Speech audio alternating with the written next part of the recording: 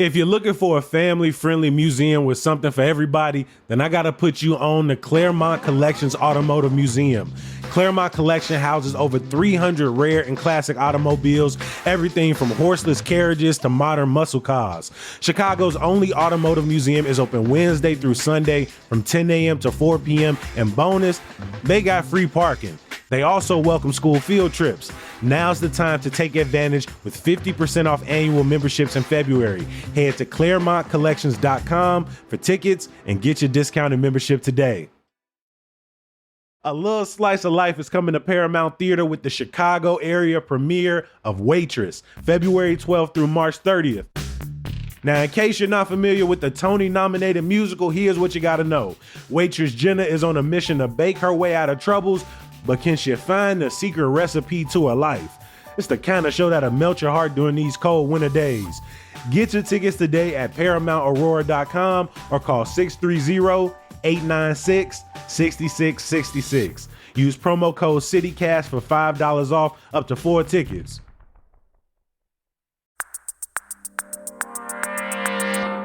Today on CityCast Chicago, bird flu seems to have hit Chicago's beaches.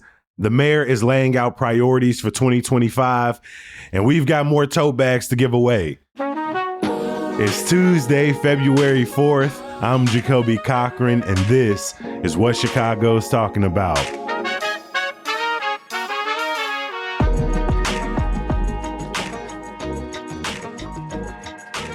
Morning, Simone. How you feeling? How was your birthday weekend? It was lovely. Thank you. I ate very well. It's nice to have a birthday weekend coincide with restaurant week. I didn't plan that, but that was the way to go, as it turns out. I mean, we got things started off nice with Mott Street in West Town. I took a burger home, heated it up real nice the next day. Still fire, still good. It was excellent. It was a great meal. What'd you do after that? Well, so then the other spot I went to is I went to Demera in Uptown, Ethiopian food, which is a spot I frequent because I live nearby, but still always a good time. And then I went to Tala House in Andersonville. It's the newish spot where the old bongo room used to be. And that was delicious. And they came out with this little, because it was my birthday, they came out with this like smoking mezcal digestive with our desserts. It was so cool. It was a wonderful experience. The service was amazing and the food was great. That's what's up. I'm actually going to a friend's birthday dinner tonight at Maple and Ash. Ooh. And then they want us to go with them after to the Godfrey to one of those like little igloo, like one of those little igloos. I'm like, I just dropped a whole bunch of bread at the start of last month. Now we back at it. You're here. It's a new month, Jacoby. It's new. Birthday celebrations. Other than that, I had to wake up in the middle of the night to Luka Doncic getting traded to the Lakers just for the Bulls to turn around and trade their best player, our best player, Zach LaVine, away to the Kings for a bag of peanuts, 3 nickels. We got draft picks though, didn't we? We got draft picks for that. The Bulls got Zach Collins, Trey Jones, Kevin Huerter, and then their own 2025 first round pick via the Spurs. But the Kings made out and got 3 first round picks, 3 second round picks, and Zach LaVine.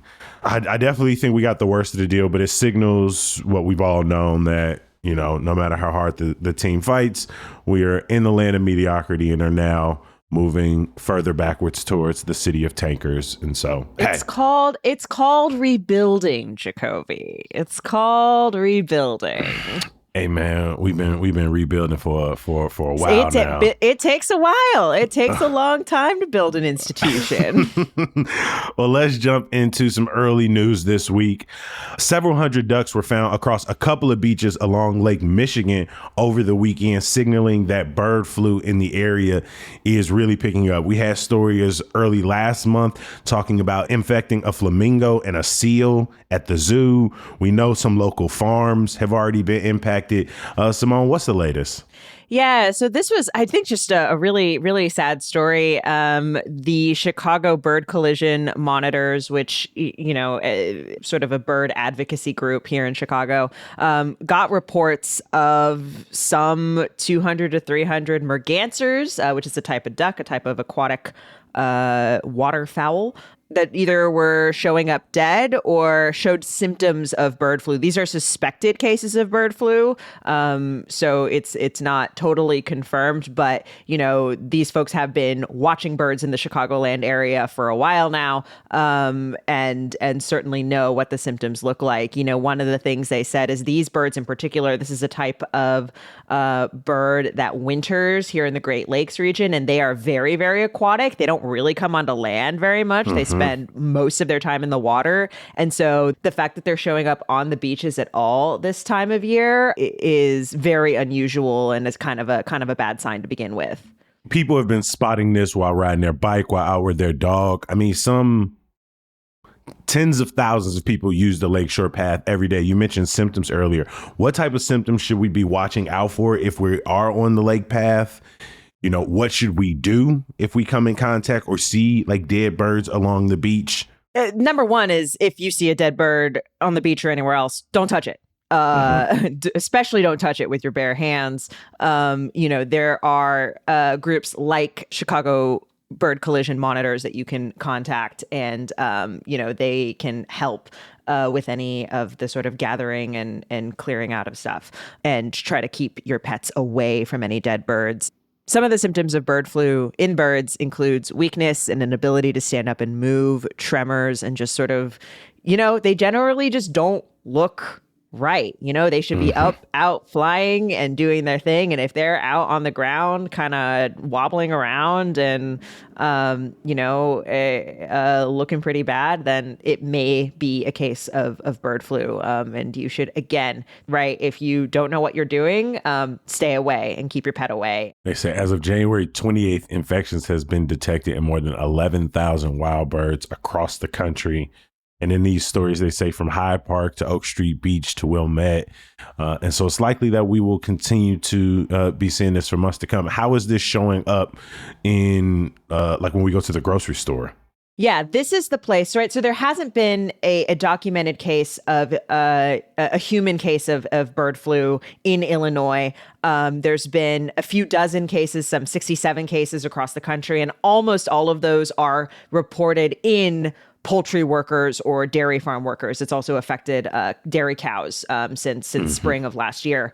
And so, the risk to your average everyday Chicagoan is not super high of actually contracting bird flu, but we are going to feel the pinch at the grocery store. This is a huge reason that egg prices have gone up. I think last month the Sun-Times reported you're looking at $9 a dozen. I just went to Mariano's this weekend and had to pay $8 for a dozen eggs. Cranes has a story out this week about bakery prices likely to go up because egg prices are going up. So, and then of course, just the direct impact on various farms in Illinois. At least one farm in Matson lost their entire flock of hens to bird flu. And so this is kind of where Chicagoans will really see the effects is, on their pocketbook and just on their grocery bill. One of our newsletter editors, Adrian Gonzalez, wrote a guide that includes some tips from the Department of Public Health, the CDC,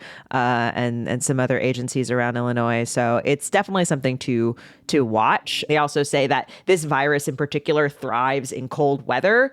And so we might not really see it taper off until we get, a warm break somewhere here.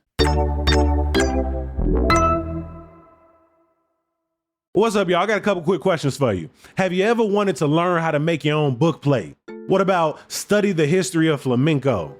Maybe take a writing workshop? Well, you can explore your curiosity at the Newberry Library by taking an adult education class this winter.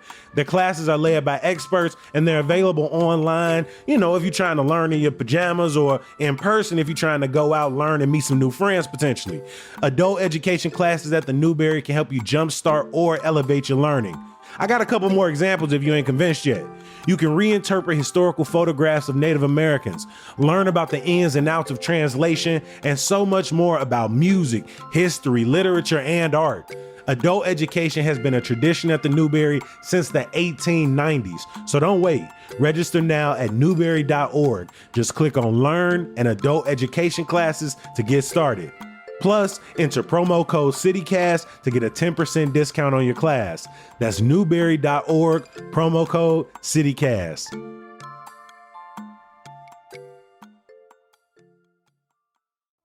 Simone, we got to talk about fifth floor City Hall a little bit. Let's call a spade a spade. Last 12 months for the Johnson administration, while there have been some accomplishments here and there, it has been tough. Major initiatives to raise revenue. I'm thinking of efforts like the Bring Chicago Home initiative failed. He has a lot of hiring to do in some major positions between Chicago Public Schools, Chicago Transit Authority, Chicago Housing Authority, and he is also coming off of what was an extremely contentious budget battle, which not only led to a very close vote, but it led to the city's credit rating being downgraded. But Simone, the Johnson administration are setting out some of their Q1 initiatives, some of the things they are looking to accomplish. Let's talk through a few of them. Yeah, I think one place to start is some of the stuff that Johnson is wanting to do in Springfield. Obviously, lawmakers are in session right now. And the relationship between the city and the state is, always something to watch when it comes to Chicago politics. WBEZ has this story laying out some of the priorities that the Johnson administration has been, it's interesting, kind of been presenting to various stakeholders, some alders, but not every alder. Not everyone's seen the presentation and given everything.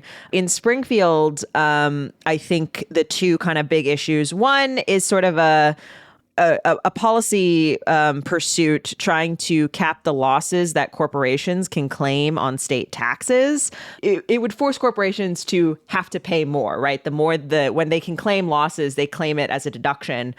Johnson is trying to push lawmakers to lower the cap, which is currently at $500,000. He's also trying to get some more money in city coffers with some amendments to the state's prepaid cell phone tax. So these are, and so it's interesting because I think these are pretty specific, policy issues. And what we're not seeing, and that some critics have said, is we're not really seeing like a really big push for new revenue, either to the city or to sister agencies like CPS, CTA, that of course are facing some really big budget issues. And I think after such a contentious budget battle, there are some questions about, well, why not? Why aren't we being more aggressive in Springfield? Obviously, there are probably lots of reasons for that. We've talked about the relationship that Johnson and Pritzker have and to what degree Johnson has a lot of power and sway in Springfield. But also the state has its own budget problems it's got to fix. And so that, I think, is also a consideration as well. Yeah, a few weeks ago, you broke down the two sides of the coin of what the state wants to do when it comes to potentially taxing hemp, stiffening regulations. Some people want to ban it altogether.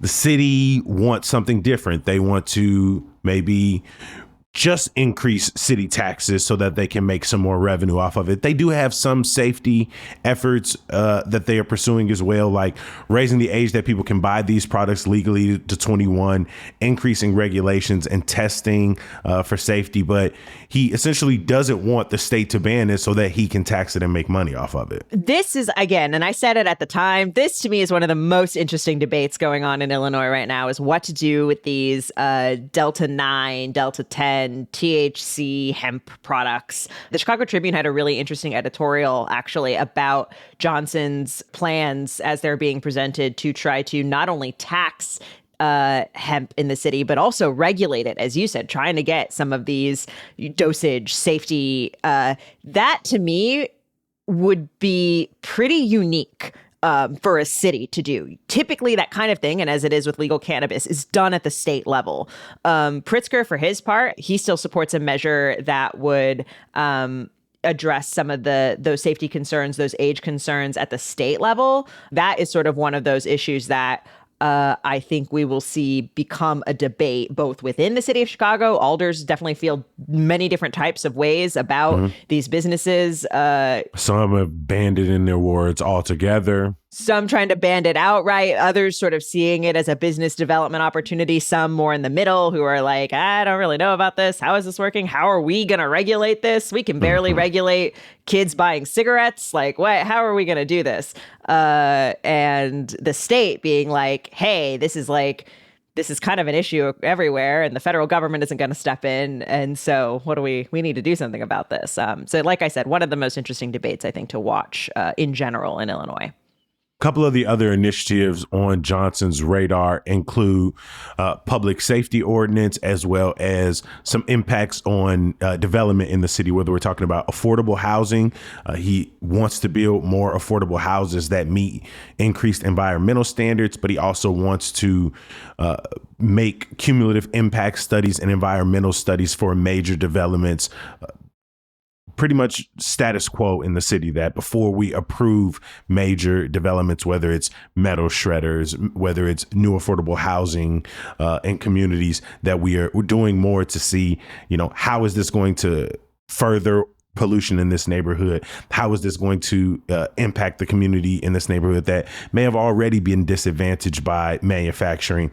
And so the public safety ordinance is one that has been talked about for the last going on 3 years, and that's the Anjanette Young ordinance. Well, I think even longer than that, to be honest, in some form or fashion, because the what you're referring to, the Anjanette Young ordinance, refers to the woman who was the subject of a raid by CPD. Police went into her home, had a no-knock warrant, and she was naked and handcuffed. It was just a real, just kind of terrible situation. That happened in 2019. This was 6 years ago. Yeah. And so, there has been talk of reforming CPD's warrant process in various ways. The biggest change would have been a complete ban on no-knock warrants, right? The ability to essentially just go into your home to arrest you. That has sort of faced some issues because of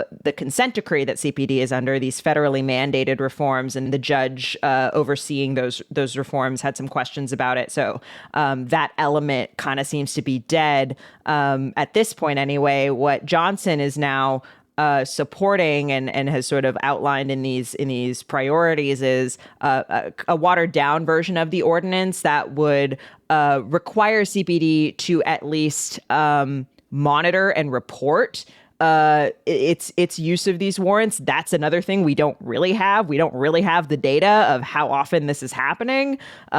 So that is sort of the thrust of that one. Like overall, it feels, I understand these are just like first quarter initiatives. These are things that he's hoping to get some traction on, but there isn't a lot of creativity in these plans here. And maybe that's because he's trying to get some easy wins under his belt, get things that he can get a lot of support rallied around.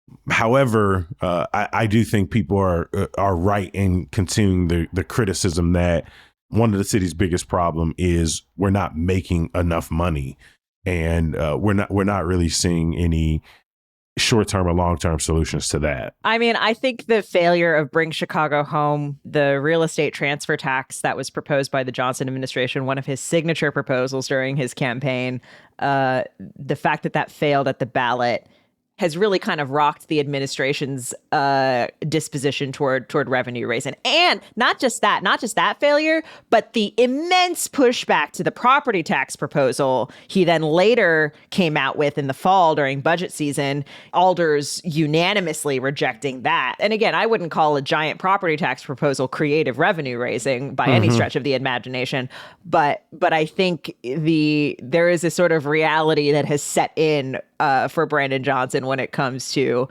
number one, what is the mechanism by which we can raise the money? And then number two, how do you sell it? How do you actually sell it to the people of Chicago?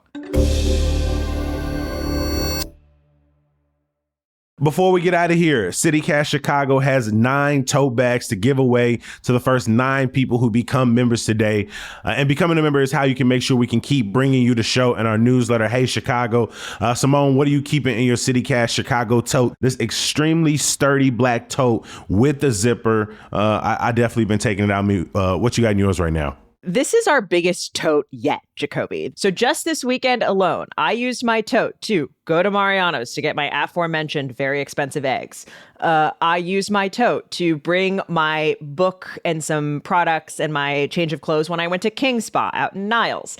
I use my tote to carry my painting supplies when I go to my painting class every weekend. All my paints, all my brushes, my rags, my pictures, my palettes, etc.